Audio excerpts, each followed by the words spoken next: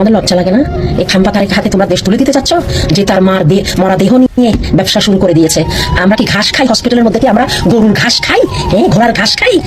খালেদা জিয়া তো অনেক আগে মারা গেছে, আমরা বলছি ওটাকে প্রিজনেশন ইনজেকশন দিয়ে। আসসালামু আলাইকুম সম্মানিত দর্শক মণ্ডলী, দেশ কিংবা দেশের বাহিরে যে যেখান থেকে এই মুহূর্তে আমার এই ভিডিওটি প্লে করেছেন, সকলকে জানাই আন্তরিক শুভেচ্ছা ও অভিনন্দন।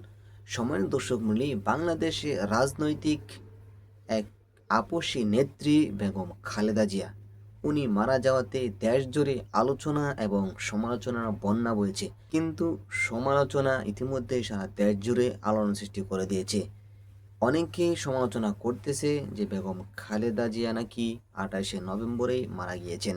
এই বিষয়টি তাহলে কেন গোপন করা হয়েছিল? তো সেই হাসপাতালে এক ডাক্তার বিস্তারিত তথ্য দিলেন লাইভে এসে, যা বললেন রীতিমতো চমকে যাবেন যা শুনলে। তো আর দেরি না করে চলুন ডাক্তারে কি বলে আমরা শুনে আসি। তার আগে ছোট্ট একটি রিকোয়েস্ট, আপনি যদি আমাদের এই চ্যানেল নতুন হয়ে থাকেন তাহলে অবশ্যই চ্যানেলটিকে সাবস্ক্রাইব করে আমাদের পাশে থাকবেন। তো চলুন আর কথা বাড়াবো না, একটি লাইক করে দেখতে থাকুন সম্পূর্ণ ভিডিওটি। তোমাদের লজ্জা লাগে না? এই খাম্পা তারেক হাতে তোমরা দেশ তুলে দিতে চাচ্ছ, যে তার মরা দেহ নিয়ে ব্যবসা শুরু করে দিয়েছে। আমরা কি ঘাস খাই হসপিটালের মধ্যে? কি আমরা গরুর ঘাস খাই? ঘোড়ার ঘাস খাই? খালেদা জিয়া তো অনেক আগে মারা গেছে, আমরা বলছি ওটাকে প্রিজনেশন ইনজেকশন দিয়ে এভাবে মোমের মতন বসায় রাখছিল। কি লাভ হয়েছে? কখন যে মারা গেছে, এই মরা দেহ নিয়ে তোমরা ব্যবসা শুরু করে দিছো। এটা গুনাহ হবে না? এটা গুনাহ হবে না? তোমরা গুনার কাজ করো নাই? একটা মরা দেহকে ইনজেকশন দিয়ে টাটকা রাখার জন্য মোমের মতন করে রাখছো, মানুষকে ধোকা দিতেছিলা। এটা তো অনেক আগে সে মারা গেছে।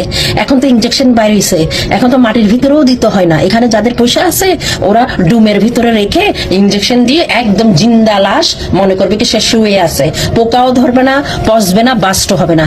কিন্তু এখন ওরা কি করছে, খালেদা জিয়ার মৃত্যুটা ওরা বাস করতে হয়েছে, কারণ এটা আর কতদিন এভাবে ওপেনলি ইনজেকশন দিয়ে রাখা হবে? এটা বাস্ট হয়ে আতরি বুতরি ছড়ি পড়তো।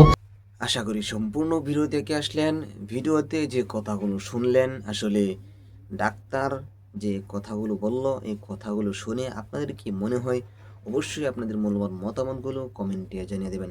এমনকি আপনারা আরও শুনেছেন যে বাংলাদেশের রাজনৈতিক যে বিষয়টি, এই বিষয়ে কিছু কথা বলেছেন। আসলে এই কথাগুলো আপনাদের কাছে কি মনে হয়? অবশ্যই আপনাদের মূল্যবান মতামতগুলো কমেন্টে জানিয়ে দেবেন। এমনকি এই ভিডিওটি শেয়ার করে সকলকে দেখার সুযোগ করে দেবেন। আর কিছু ছোট্ট একটা রিকোয়েস্ট করি, আপনি যদি আমাদের এই চ্যানেলে প্রত্যেক মুহূর্তের আপডেট পেতে চান তাহলে অবশ্যই চ্যানেলটিকে সাবস্ক্রাইব করে আমাদের পাশে থাকুন। তো আজকের মতো এখানেই শেষ করছি, আবারও দেখা হচ্ছে অন্য